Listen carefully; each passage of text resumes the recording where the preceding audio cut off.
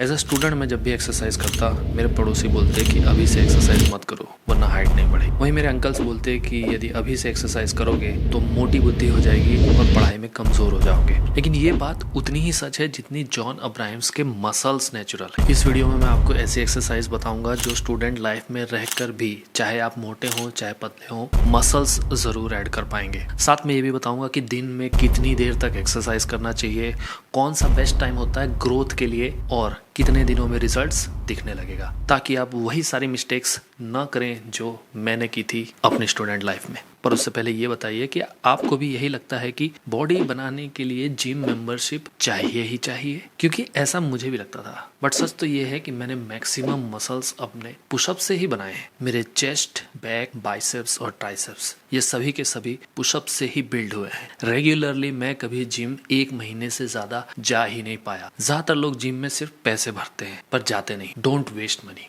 उसके बदले वो कीजिए जो वीडियो में मैं आपको आगे दिखाऊंगा। मेरा एक दोस्त था राहुल, जो रोज एक्सरसाइज करता था और 1 नंबर का स्टूडेंट था। बट जो गलती राहुल ने की वैसी गलती आप मत कीजिएगा। राहुल 2 साल तक एक्सरसाइज करता रहा और उसके बाइसेप्स बड़े बड़े हो गए, लेकिन वो बाकी बॉडी पार्ट्स की एक्सरसाइज नहीं करता था और इस वजह से राहुल के पैर चिकन लेग्स, छाती टर्टल चेस्ट बन के रह गई। उसका कारण ये था कि राहुल ने सिर्फ बाइसेप्स की एक्सरसाइज की और बाकी बॉडी पार्ट्स की एक्सरसाइज को इग्नोर किया। ऐसी गलती आपको नहीं करनी है। आगे आपको बताऊंगा कि किन किन बॉडी पार्ट्स की एक्सरसाइज कब और कितनी करनी है। बॉडी बनाने को 3 स्टेप्स में डिवाइड किया जा सकता है, जिसमें फर्स्ट स्टेप होगा रिकॉग्नाइज। पूरी बॉडी को पार्ट्स में डिवाइड किया जा सकता है और हर पार्ट्स को एक मसल ग्रुप कहते हैं, जैसे कि chest, legs, arms, back, abs etcetera. और हर मसल ग्रुप के मल्टीपल मसल्स होते हैं। एग्जांपल के तौर पे हम ले लेते हैं एक छोटा मसल ग्रुप जिसे कहते हैं बाइसेप्स। अब सिर्फ बाइसेप्स के अंदर ही 2 मसल होते हैं जिसे लॉन्ग हेड और शॉर्ट हेड कहते हैं। एक बार हमें पता चल गया कि कौन कौन से मसल ग्रुप्स होते हैं, उसके बाद नेक्स्ट स्टेप होगा डिसाइड। अब हमें डिसाइड करना है कि किस मसल ग्रुप पे काम करना है। अब आप पूछेंगे कि डिसाइड क्यों करना है किस मसल ग्रुप पे काम करें, क्यों नहीं सारे के सारे मसल ग्रुप पे काम करते? हमको तो सारे ही बॉडी पार्ट्स मजबूत करने हैं। इसके 2 कारण हैं। एक तो ये कि आप स्टूडेंट भी हैं तो आप दिन रात एक्सरसाइज नहीं कर सकते, आपको पढ़ाई भी करनी होती है। और दूसरा, आइए एग्जाम्पल से समझते हैं। यदि आप बाइसेप्स की एक्सरसाइज करेंगे तो आपको डम्बल कर्ल्स या बारबेल कर्ल्स करने पड़ेंगे, लगभग 10 से 15 मिनट लगेंगे। उसके बदले यदि आपने बैक की एक्सरसाइज की जो कि होगी चिन अप्स, तो आप बैक की भी एक्सरसाइज कर लेंगे और बाइसेप्स की भी एक्सरसाइज हो जाएगी। और सबसे बड़ी बात यह है कि ये बाइसेप्स की सबसे बेस्ट एक्सरसाइज मानी जाती है और बैक की भी। तो यदि आप बैक की एक्सरसाइज करके 2 मसल्स की एक साथ एक्सरसाइज कर रहे हैं सेम टाइम लगा के, तो अपना टाइम वेस्ट क्यों करना है सिंगल एक्सरसाइज करके? ऐसी एक्सरसाइज जिसमें एक से ज्यादा मसल ग्रुप इन्वॉल्व होते हैं उसे कहते हैं कॉम्पाउंड एक्सरसाइजेस। तो दैट्स वाई हम कॉम्पाउंड एक्सरसाइजेस करेंगे, ना कि आइसोलेशन एक्सरसाइज। थर्ड स्टेप में हमें ऐसे बॉडी पार्ट्स चुनने हैं जिसको चुनने से हमारा फुल बॉडी कवर हो जाती है और उनकी कंपाउंड एक्सरसाइज करनी है। तो बेसिकली बॉडी के 3 सबसे बड़े मेजर मसल ग्रुप होते हैं, बैक, लेग्स और चेस्ट। चेस्ट ऑब्वियसली इतना बड़ा नहीं है, बट समहाउ उसकी एक्सरसाइज करने से बहुत सारे बॉडी पार्ट्स की एक्सरसाइज और हो जाती है। लेग्स की कंपाउंड एक्सरसाइज है स्क्वाट्स, बैक की कंपाउंड एक्सरसाइज है चिन अप या पुल अप एंड चेस्ट की कंपाउंड एक्सरसाइज है पुश अप्स। अब बहुत सारे लोग यहीं पे वीडियो बंद करके एक्सरसाइज करना शुरू कर देंगे और यहीं करेंगे वो सबसे बड़ी 2 गलतियां, और ये दोनों गलतियां आपके बॉडी बिल्डिंग के करियर को शुरू होते ही खत्म कर देंगे। और वो इंजरीज नहीं है। सबसे पहली गलती तो ये है कि वो स्टूडेंट होते हुए भी जिम जाने की गलती करते हैं। वैसे जिम जाने में क्या प्रॉब्लम है? जिम जाने का सबसे बड़ा प्रॉब्लम ये है कि आपको जिम के लिए प्रॉपर क्लोथिंग चाहिए, आपको एक टॉवल चाहिए, जूते चाहिए, आने जाने के लिए टाइम चाहिए, इन कपड़ों को पहनने और उतारने का टाइम चाहिए, and that's why it takes a lot of time out of your student life. So gym को इग्नोर कीजिए। अब मेरी स्टूडेंट लाइफ में जिम हो या घर, जब भी मैं एक्सरसाइज करना स्टार्ट करता कोई ना कोई सलाह दे देता कि हाथ का पोजीशन ये रखो, पैर का पोजीशन ये रखो, इस एंगल से इस चीज को पकड़ो। ये कोई पुशअप हुई? पुशअप तो सिर्फ और सिर्फ ऐसे करते हैं।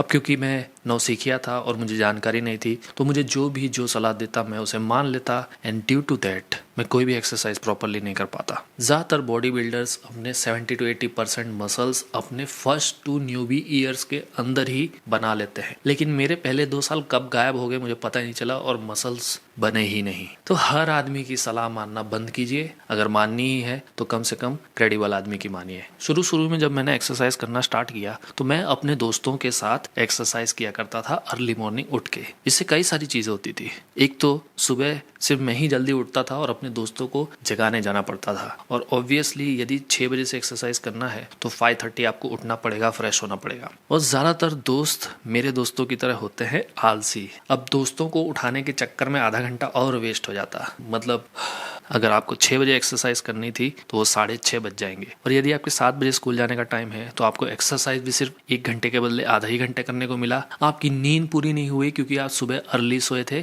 और क्योंकि आपने एक्सरसाइज की है इस वजह से आपकी बॉडी में थकावट होगी, आपको रिकवरी की जरूरत होगी।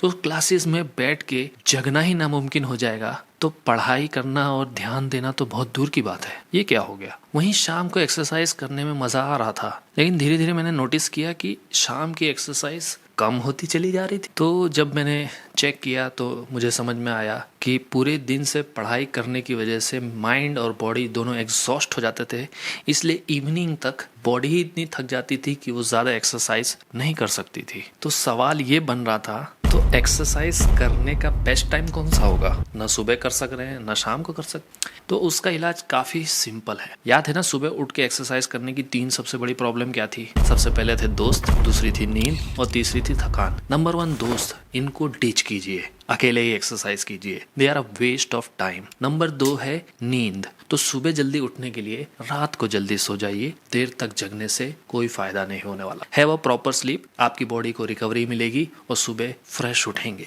बात अटक जाती है इस बात पे कि थकान होगी, उसका क्या सॉल्यूशन। जब तक मुझे किसी ने बताया नहीं तब तक मुझे ये पता भी नहीं चला, और मुझे यही लगता रहा कि जितनी ज्यादा एक्सरसाइज करो उतने ही ज्यादा मसल बिल्ड होते हैं, और ये बात सच्चाई से कोसों दूर है। सच तो ये है कि इस स्टडी के हिसाब से एक्सरसाइज करने से मसल तो बिल्ड होते हैं, बट ये स्टडी कहीं नहीं कहती कि ज्यादा एक्सरसाइज करने से ज्यादा मसल बनते हैं। वहीं दूसरी एक स्टडी कहती है कि मोस्टली मसल्स बनते हैं रिकवरी से। वही स्टडी ये बताती है कि जितना ज्यादा एक्सरसाइज करेंगे उतना ही ज्यादा रिकवरी का टाइम लगेगा। मतलब यदि इन दोनों स्टडीज को कंबाइन कर दिया जाए तो निष्कर्ष ये निकल के आता है, यदि आप कम एक्सरसाइज करेंगे तो भी मसल बिल्ड होगा और रिकवरी का टाइम भी शॉर्ट होगा। तो इस इंफॉर्मेशन की मदद से अब हम एक ऐसा रूटीन बनाएंगे जिससे आप एक्सरसाइज कर पाएंगे और मसल भी बिल्ड कर पाएंगे। तो बेसिकली हमारे पास सिर्फ 3 एक्सरसाइजेस है, पुशअप्स, पुलअप्स एंड स्क्वाट्स, और हमारे पास दिन कितने हैं, एक वीक के अंदर 7 दिन। याद रखिए कि हमको एक्सरसाइज कम भी करनी है प्लस रिकवरी भी चाहिए। तो बहुत ही सिंपल है, हम एक दिन एक्सरसाइज करेंगे और एक दिन रेस्ट करेंगे। तो मंडे को चेस्ट की एक्सरसाइज, ट्यूसडे को रेस्ट। चेस्ट की एक्सरसाइज के बाद मोस्टली सारे के सारे लोग पुलअप्स पे जाएंगे, बट ये काउंटर इंट्यूटिव है क्योंकि चेस्ट की एक्सरसाइज एक टाइप से बैक की एक्सरसाइज भी होती है, और बैक की एक्सरसाइज आपकी चेस्ट की एक्सरसाइज भी होती है। तो कभी भी चेस्ट की एक्सरसाइज के बाद वाले दिन में पुलअप्स नहीं करना है। तो पहले chest, then legs and then go for the back. बचा संडे। संडे को आप वॉकिंग के लिए जा सकते हैं या रनिंग के लिए जा सकते हैं या आप अपना गेम्स खेल सकते हैं। याद रखिए कि हमने बहुत सारा वॉकिंग और रनिंग नहीं रखा है क्योंकि सबसे ज़्यादा रिकवरी रनिंग और वॉकिंग के लिए ही चाहिए। अब number of sets, her exercise के 4 सेट्स होंगे। पहला सेट होगा वार्म अप सेट, जिसमें आप जितनी कर सकते हैं उतनी कीजिए। फर्स्ट सेट में आप जितना कर सकते हैं उसका सिर्फ 30% ही करना है, फिर 2 मिनट वेट करना है and then you go for the max. और इस पूरी घटना का रिजल्ट यदि आप चाहते हैं तो आपको एक डायरी मेंटेन करनी पड़ेगी, और डायरी में हर बार आपको लिखना पड़ेगा कि आज की टोटल एक्सरसाइज आपने कितनी की। यदि आपने 50 की है तो जब नेक्स्ट टाइम आप एक्सरसाइज करेंगे तो एक्सरसाइज करने से पहले आप डायरी देखेंगे और डायरी में लिखा होगा 50, तो आपको 50 से ज़्यादा करना है, 51, 52 व्हाटएवर। यदि आप ज़्यादा नहीं कर पा रहे हैं इसका मतलब आप प्रोग्रेस नहीं कर रहे हैं। जैसे जैसे आप प्रोग्रेस करते जाएंगे इसका मतलब आपकी स्ट्रेंथ बढ़ रही है, आपके मसल्स बढ़ रहे हैं। लेकिन एक्सरसाइज सिर्फ 20% ही माना जाता है बॉडी बिल्डिंग के लिए। जो अदर 80% है वो ज़्यादातर बिगनर्स इग्नोर कर देते हैं या उन्हें पता ही नहीं होता है। और जिसे इग्नोर करने से ऐसा होगा कि आप घर बनवाने के लिए इंजीनियर, लेबर सब कुछ लेके आ गए, लेकिन ईंट, पत्थर, सीमेंट ये सब लाना भूल गए। घर बनेगा क्या? अगर सपने में ही बॉडी नहीं बनानी, असलियत में भी बनानी है तो इधर क्लिक करके देख लो। सी यू इन नेक्स्ट वन।